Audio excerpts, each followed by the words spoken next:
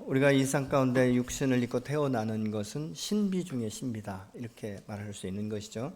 왜냐하면 1억만 분의 1의 아주 특수성을 가지고 이 모태에 이게 잉태가 되어버리면 이제 그 세포 분열과 함께 하나의 형체 형성화 시켜버리면서 285일 만에 이제 육체를 입고 이 땅 가운데 오는 것이죠. 그러니까 하나님께서는 우리가 7, 80년을 살게 하기 위해서 이 모태에서 한 10개월 정도를 준비시키시는 것을 우리가 봅니다. 근데 이것보다 더 신비스러운 것이 뭐냐?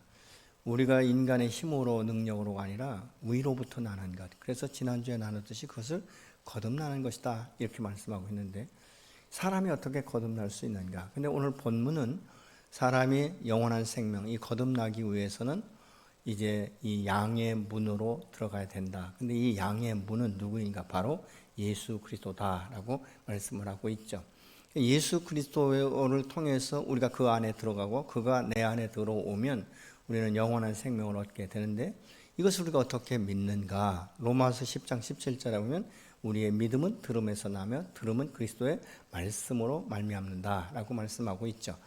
그래서 여호와 하나님께서는 우리에게 성경을 주실 때 막연하게 주시는 것이 아니라 아주 굉장히 구체화시켜서 그 말씀을 말씀으로 풀어주시는 것들을 우리가 볼 수 있게 되는 것입니다. 오늘 본문 7절에 보니까 그러므로 예수께서 다시 이르시되 내가 진실로 진실로 너에게 말하노니 나는 양의 문이다. 이 진실로 진실로라는 말은 이 거듭적으로 반복하는 말인데 이건 사실적으로 이런 의미를 갖고 있습니다. 그렇기 때문에 양의 문인데 그 문과 무슨 상관이 있는가? 9절에 보니까 내가 문이니 누구든지 나로 말미암아 들어가면 구원을 받고 또 들어가며 나오며 꼴을 얻으리라, 이렇게 말씀하고 있습니다. 여기서 말하는 구원은 영원한 생명을 의미하고 있습니다. 그런데 이 영원한 생명을 얻기 위해서는 그 문에 들어가야 되는데, 그러면 그 문이 누구인가? 바로 예수 그리스도라고 말씀하고 있죠. 그럼 이 문을 우리가 어떻게 찾아갈 수 있겠는가? 그것은 요한복음 14장 6절에 보면 내가 곧 길이요 진리요 생명이니 나로 말미암지 않고는 아버지께로 올 자가 없다. 그래서 그 진리요 생명이신 그 예수 그리스도 그 길을 따라가면 바로 우리가 그 안에 입성하게 되는 줄로 믿습니다. 이 길은 여러 가지 길이 아니라 유일한 길이다, 이렇게 말씀하고 있지 않습니까? 그래서 그 문을 통과하는 자는 구원을 받을 뿐만 아니라 들어가며 나오며 꼴을 얻게 된다, 이렇게 말씀하고 있습니다. 그러면 여기에서 또는 이렇게 말하고 있는 것은 사실 이 구원과 그 꼴을 얻는 것에 대해서 선택적인 의미가 있어요. 근데 여기에서 원어상에 보면 이 접속사인데 그것은 뭐냐? 그리고 이렇게 해석하는 것이죠. 그래서 구원을 얻을 뿐만 아니라 그리고 너희 안에 들어가며 나오며 꼴을 얻게 될 것이다. 이것은 무엇입니까? 우리의 삶에 대해서 새로운 삶, 새로운 인생, 과거에 나 홀로 살 때보다 더 새롭게, 그래서 더 풍성한 삶을 살 수 있다라고 10절은 말씀하고 있습니다. 그러니까 이 생명을 얻기 위해서 어떤 과정을 거쳐야 되는가? 사실은 내가 이 죄값을 지불하기 위해서 내 자신이 죽어야 되거든요. 그건 생명의 가치입니다. 근데 하나님께서 우리를 사랑하셔서 독생자 예수 그리스도를 이 땅 가운데 보내셨습니다. 그러면 우리가 죽는다는 것을 어떻게 알 수 있는가? 로마서 6장 23절에 보면 죄의 삭은 사망이다, 이렇게 말씀하고 있어요.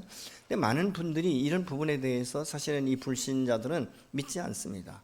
그거 뭐 사람이 한 번 죽는 것이지 뭐 영원히 죽고 살고 그거 어떻게 아냐, 누가 봤냐, 이렇게 말하고 있지만 사실 성경은 정확하게 기록되어 있습니다. 다른 경전에는 없지만 사실 성경은 인간이 죽음으로 끝나는 것이 아니라 히브리서에 보면 그 후에 심판을 받게 된다라고 분명히 말씀하고 있죠. 그럼 이 심판을 피할 수 있는 길은 무엇이냐?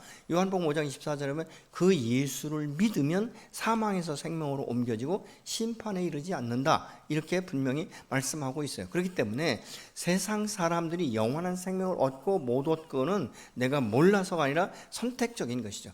내가 예수를 믿을 것인가? 아니면 이 세상을 내가 내 멋대로 누리면서 이렇게 살 것인가? 이것은 다 선택이다, 그 말입니다.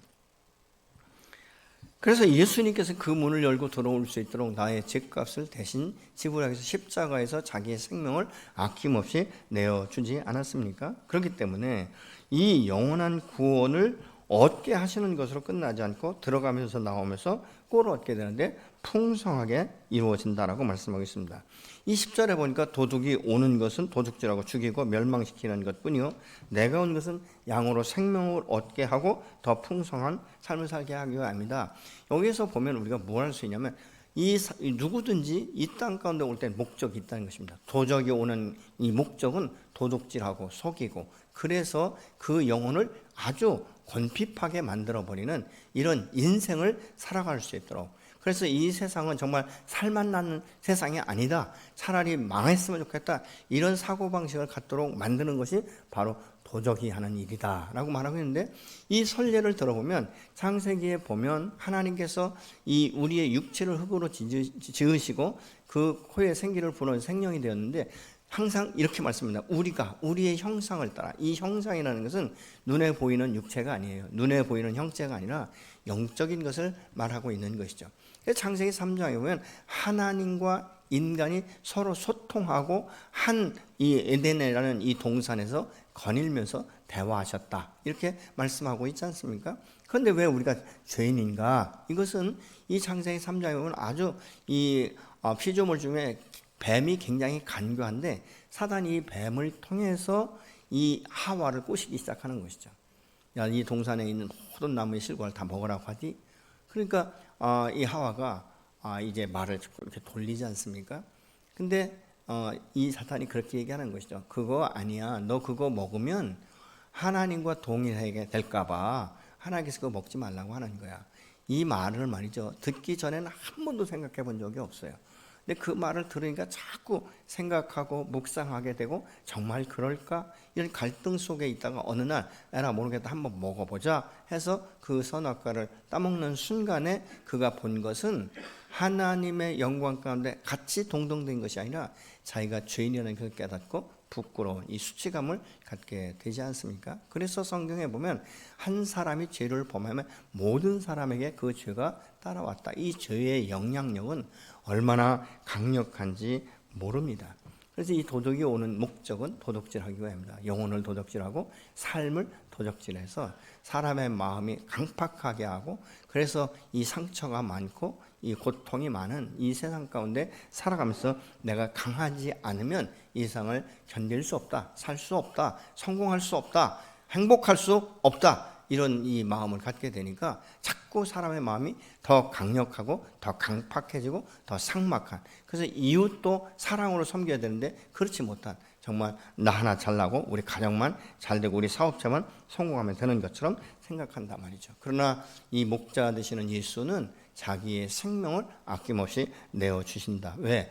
이 죄값을 대신 지불하고 영혼을 살려야 되기 때문에 자기의 생명을 나누어 준다라고 말씀하고 있죠. 그래서 여기서 보면 이 예수님께서는 하나님께서는 이스라엘 백성들을 양과 비유를 하고 계신 거예요. 그러니까 흩어져 있는 이 양들을 어떻게 모을 것인가, 어떻게 다시 이 목자의 품으로 돌아오게 할 것인가를 지금 말씀하고 있는 것입니다. 그래서 이 문으로 들어가는 것은 어려운 것이 아니라 믿음으로 그 말씀을 의지해서 들어가면 되는 것이죠. 하나님께서 이 인간이 범죄했을 때 바로 버리는 것이 아니라 이 짐승을 잡아서 그 가죽 옷으로 지어 입혀주시지 않습니까? 이것은 뭐냐? 앞으로 내가 때가 되면 너희를 구원하게 될 것이다. 이런 하나의 예표가 된다라고 우리가 볼 수 있게 되는 것이죠. 사실 이 죄를 범한 인간은요, 다 자기의 소견에, 자기의 생각에 옳은 대로 행동하는 것들을 우리가 보게 되는 것이죠. 도적이 와서 그럼 무엇을 바꿔놨는가? 우리가 행복이나 이 성공이라는 이름에 빠져버리게 하는 것이죠.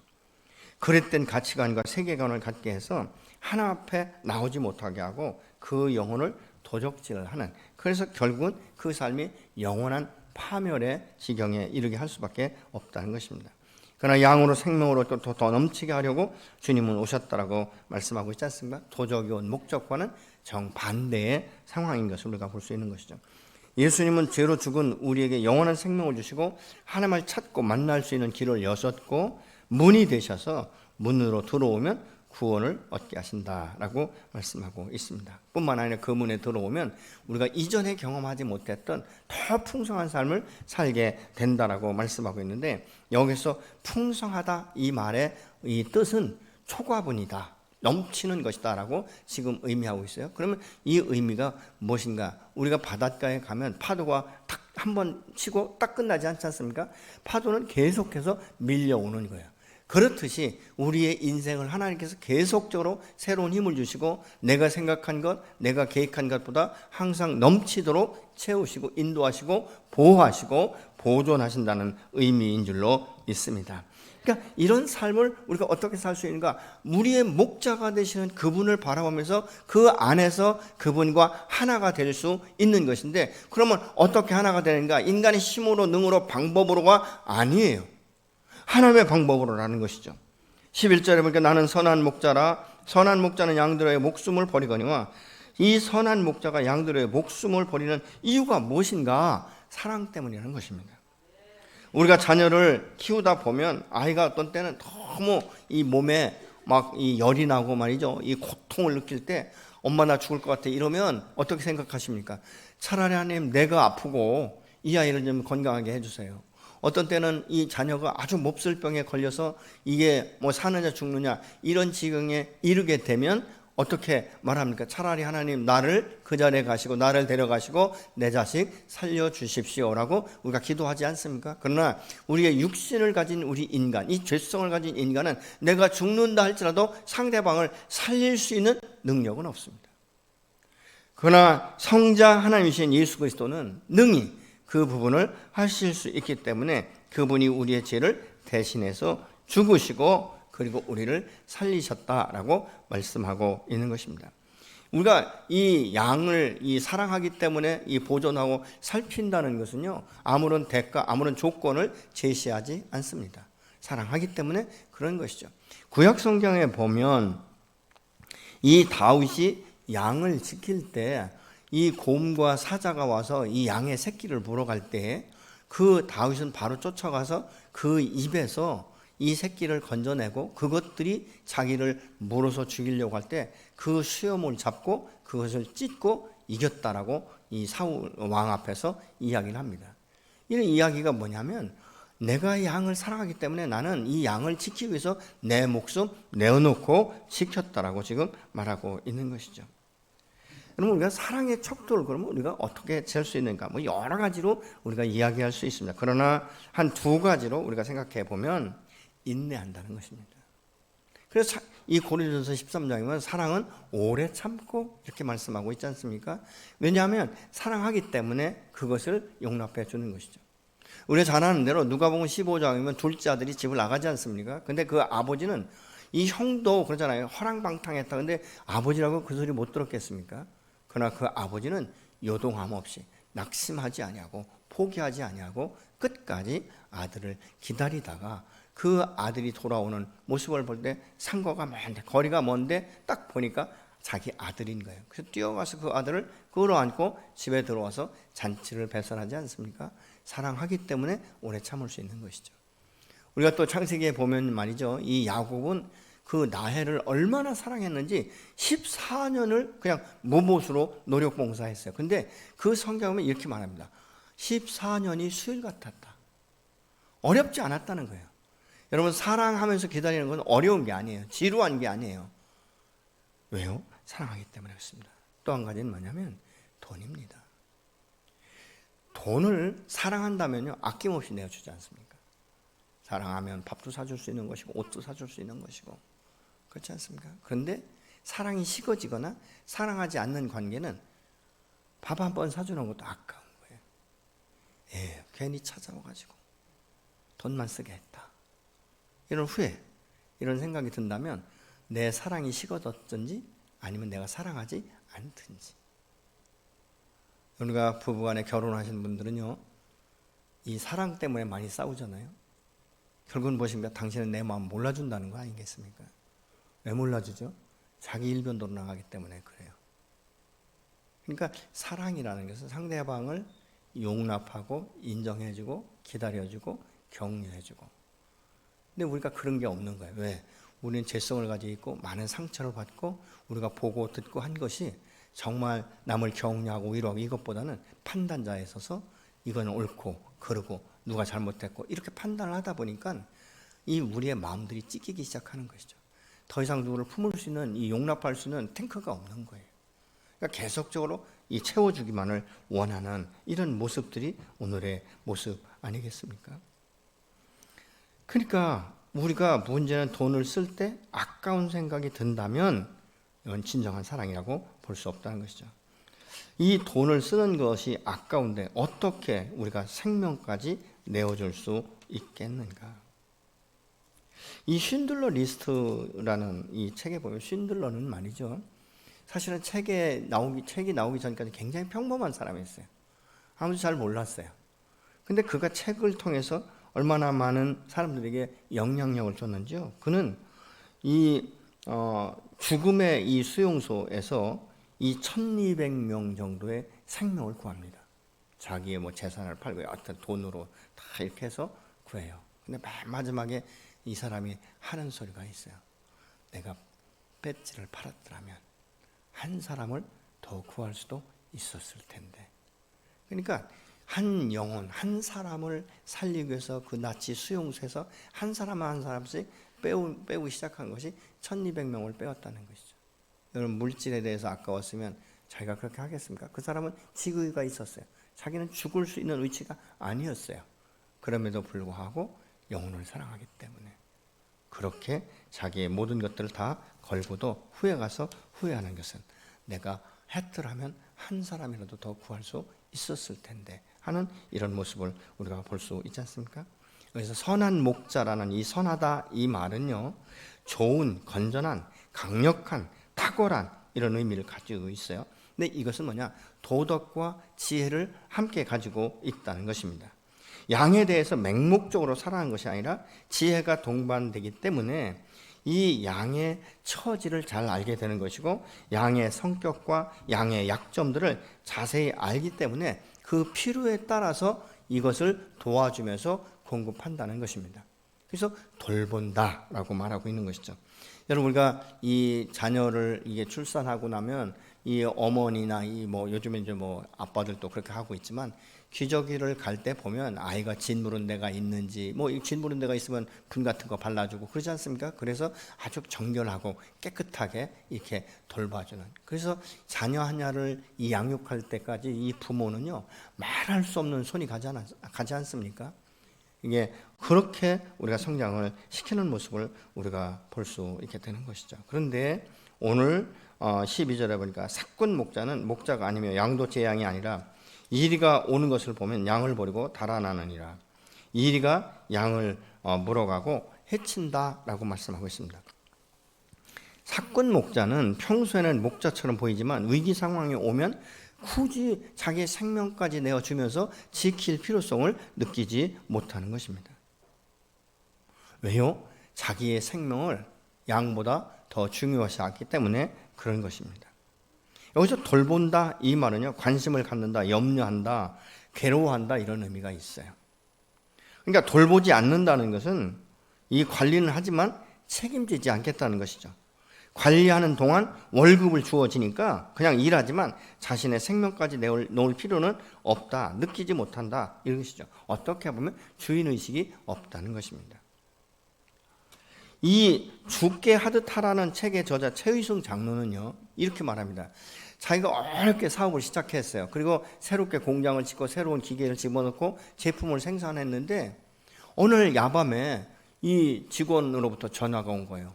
사장님, 지금 큰일 났습니다.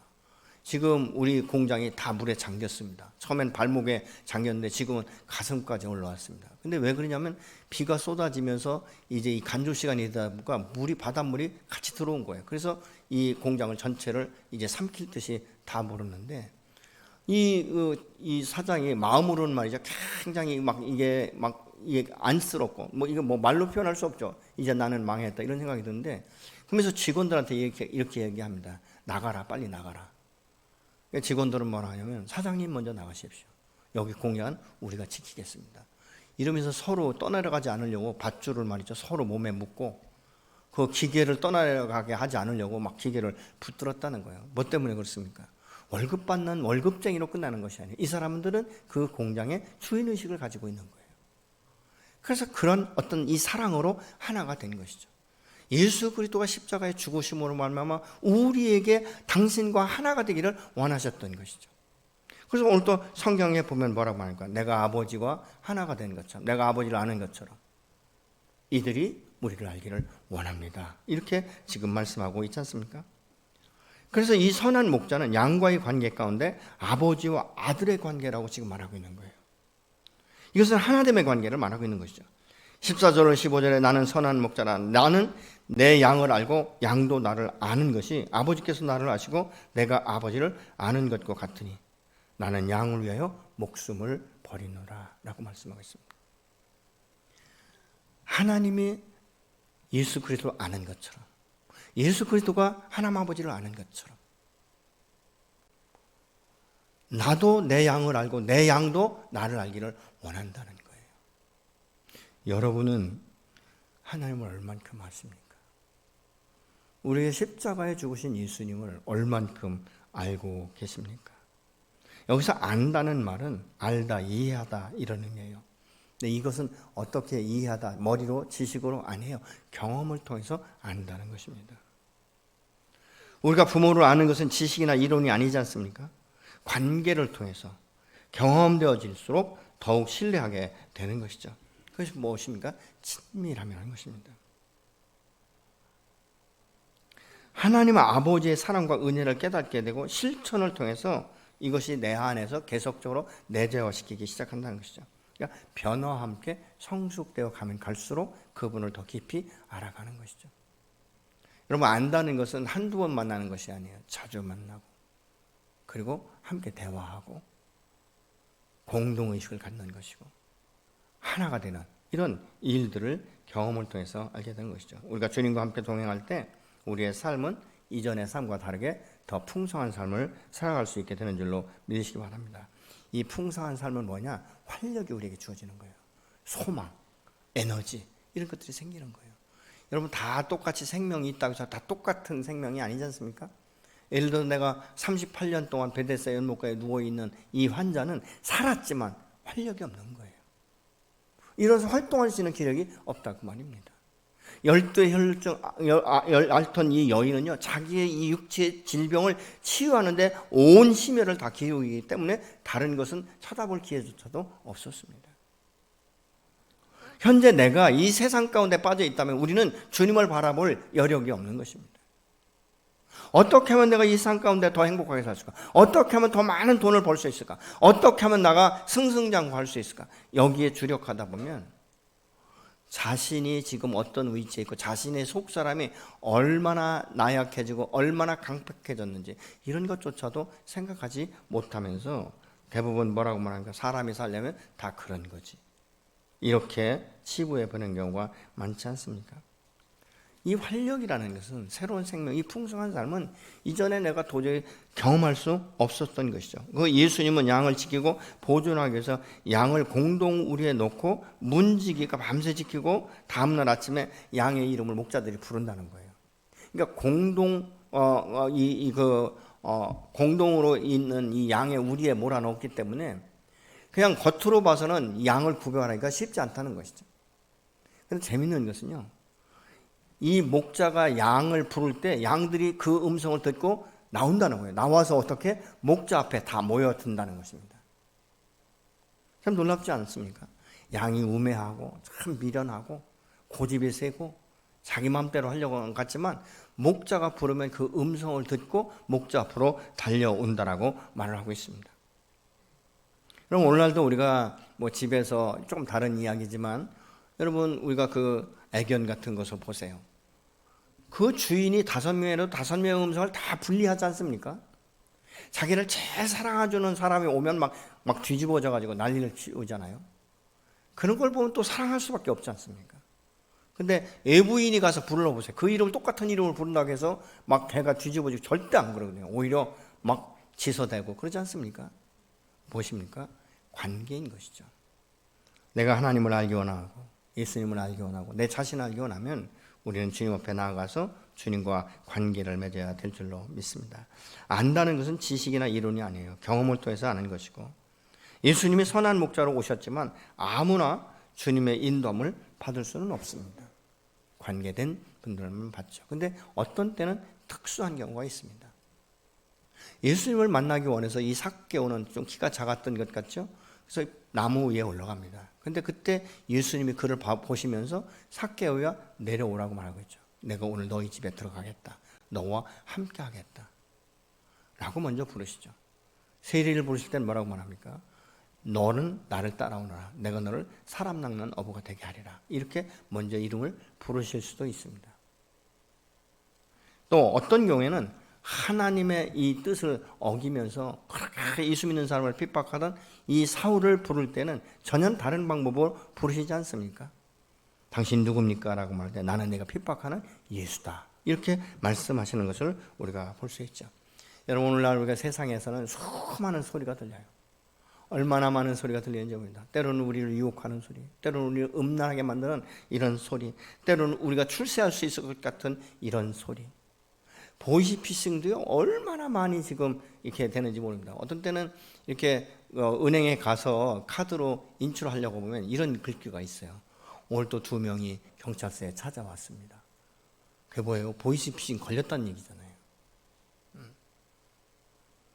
어떤 때는 저한테 이런 전화가 왔었어요. 당신 아들이 지금 핸드폰을 잃어버렸는데 급하게 연락을 해야 되는데 돈이 좀 필요하다는 거예요. 그래서 제가 뭐라고 했는지 아세요? 냅두세요. 오면 하게 할게요. 그랬더니 다시는 안 하더라고요. 별 얘기 다 해요. 어떤 때는 여기 검찰인데 이렇게 얘기를 해요. 그래서 어떤 때는 그러죠. 저도 어디 검찰이에요? 이렇게 물어요. 그러면 이제 뭐 때로는 대답하더라고요. 그럼 내가 거기에 잘 아는 사람이 있는데 당신 무슨 과에 있어? 그러면 얼른 끊더라고요. 그러니까 이렇게 수많은 이 소리. 저는 어떤 때 제 방에서 이렇게 뭐 책을 보다가 때로는 창문을 열고 이렇게 밖에 이렇게 좀 밝은 공기를 좀 마시려고 서 있으면요, 별소리가 다 들려요. 막 집 짓는 소리, 자동차 가는 소리, 어떤 때 술 먹고 싸우는 소리, 어떤 때는 애가 막 우는 소리, 별소리가 다 들리거든요. 다시 또 창문을 닫게 되고 이런 건데, 우리를 얼마나 혼잡하게 만드는지 모릅니다. 그 수많은 이 소리 가운데 내가 어떤 소리를 선택할 것인가. 그것은 음성을 들을 수 있고 구별할 수 있을 때 선택이 되어지는 것 아니겠습니까? 어떤 때는 운동회에서 말이죠, 그만 아이들이 왁자지껄 하는데 자기 엄마가 자기를 딱 부르면요, 그 왁자지껄 하는 소리 가운데서 자기 엄마 소리 듣고 달려오더라고 아이들이. 무엇입니까? 관계인 거예요.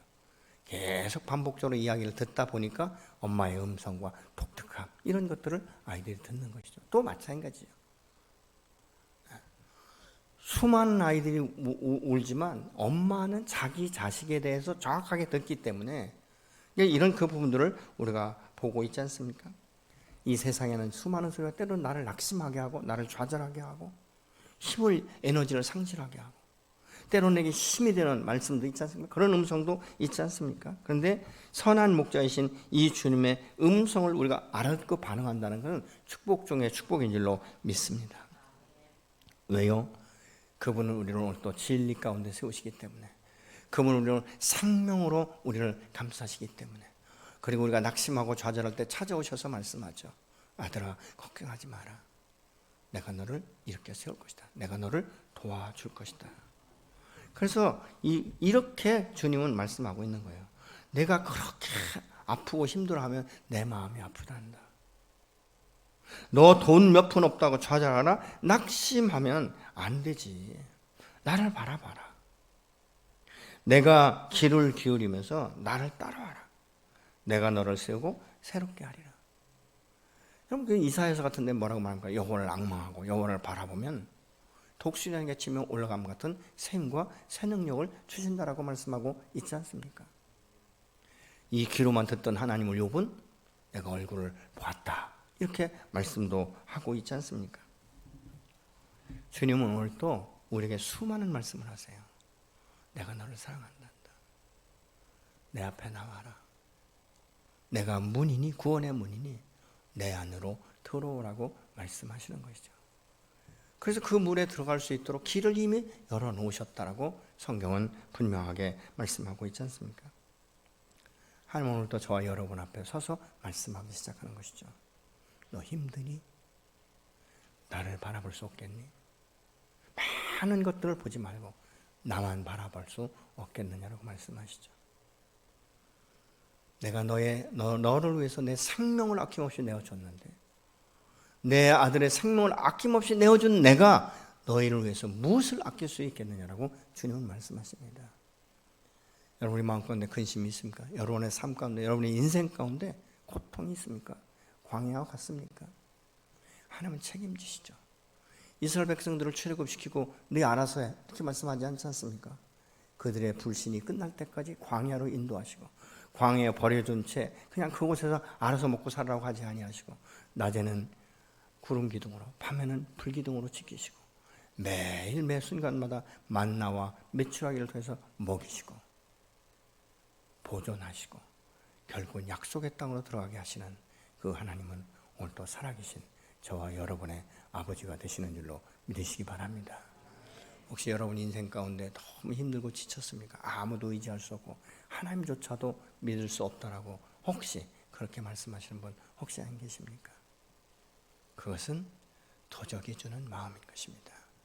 내 마음을 공하게, 내 마음을 강박하게, 하나님도 만나지 못하게 만들어버리고 내 인생을 될 대로 되라는 식으로 내버리고 방치하는 이런 사람들이 얼마나 많은지 모릅니다. 그러나 하나님 그들에게도 말씀하시죠. 아들아, 내가 너를 사랑한다. 딸아, 내게로 오너라. 내가 너를 쉬게 하고 너를 일으킬 것이다. 나는 너를 맞을 준비가 되었다라고 말씀하십니다. 여러분, 예수님 앞에 나가고 싶지 않습니까?